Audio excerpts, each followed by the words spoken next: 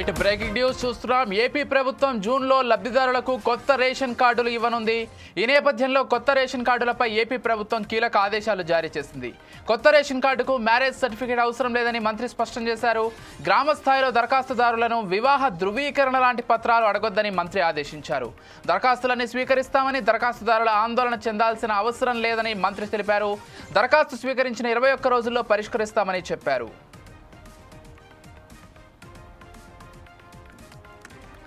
ఎక్కువగా మా దృష్టికి వచ్చింది ఏంటంటే, నేను ఇందాక మీకు వివరించినట్టు 4,24,59,128 మందికి ఉచితంగా మేము రైస్ కార్డ్స్ మేమే జారీ చేస్తాం జూన్ మాసంలో. ఆ ఇన్ఫర్మేషన్ పూర్తిగా మా దగ్గర ఉంది, దాంట్లో ఎక్కడ లోపం లేదు. కొత్తగా ఎవరైతే అప్లై చేసుకుంటున్నారో ఈ మార్పులు చేర్పుల కోసం మీరు ఎవ్వరు కూడా ఆందోళన చెందొద్దు. కొంచెం సమయం ఇవ్వండి, టెక్నికల్ ఇష్యూస్ కొంచెం రిజాల్వ్ చేసుకుంటాం. ఏ రోజుకి ఆ రోజు మేము మార్పులు తీసుకొస్తున్నాం. ఎందుకంటే కొన్ని సమస్యలు క్షేత్రస్థాయి నుంచి వస్తున్న సమాచారాన్ని బేస్ చేసుకుని ఒక మార్పు తెస్తున్నాం.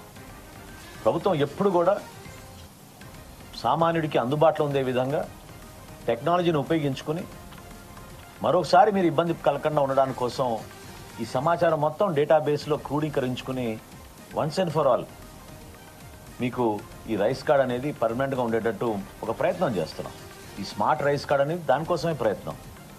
క్యూఆర్ కోడ్ పెట్టాం దాంట్లో. భవిష్యత్తులో మీరు ఎక్కడ కూడా వెళ్ళవసరం లేదు మార్పులు చేర్పుల కోసం. ఆటోమేటిక్గా మీరు రేషన్ తీసుకున్నప్పుడే మీకు అప్గ్రేడేషన్ జరిగిపోతూ ఉంటుంది. ఆ సమాచారం ఉండిపోతుంది మా దగ్గర.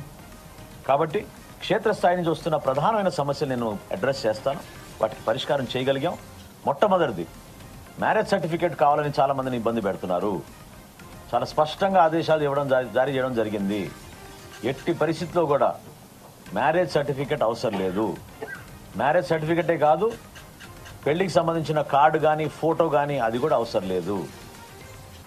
దయచేసి క్షేత్రస్థాయిలో ఉన్న సిబ్బంది, గ్రామ సచివాలయం, వార్డు సచివాలయం వాళ్ళని ఈరోజు ప్రభుత్వం నుంచి మీకు స్పష్టంగా మేము చెప్తున్నాం, ఆ పొరపాటు చేయబాకండి. ఎవరు అప్లై చేసుకున్నా కూడా తీసుకోండి. మీరు ఫిజికల్గా హౌస్ విజిట్ వెళ్ళినప్పుడు అప్పుడు మీరు దాన్ని రీవెరిఫై చేసుకోవచ్చు తప్ప వాళ్ళని ఇన్సిస్ట్ చేసి వాళ్ళ దగ్గర మ్యారేజ్ సర్టిఫికేట్ కానీ, మ్యారేజ్ సంబంధించిన ఫోటో కానీ, పెళ్లి కార్డు కానీ అడగాల్సిన అవసరం లేదు.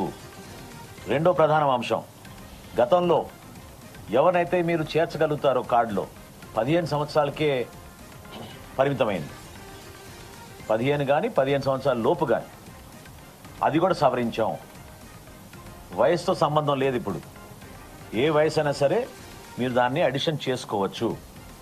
ఇది కూడా ఆ పోర్టల్లో నమోదయ్యేటట్టు గ్రామ సచివాలయం, వార్డు సచివాలయం సిబ్బందికి ఆల్రెడీ చెప్పడం జరిగింది. దయచేసి ఎవరు కూడా దాంట్లో కంగారు పడాల్సిన అవసరం లేదు. మూడోది, మెంబర్ డెలిషన్ గురించి చాలామంది అడుగుతున్నారు.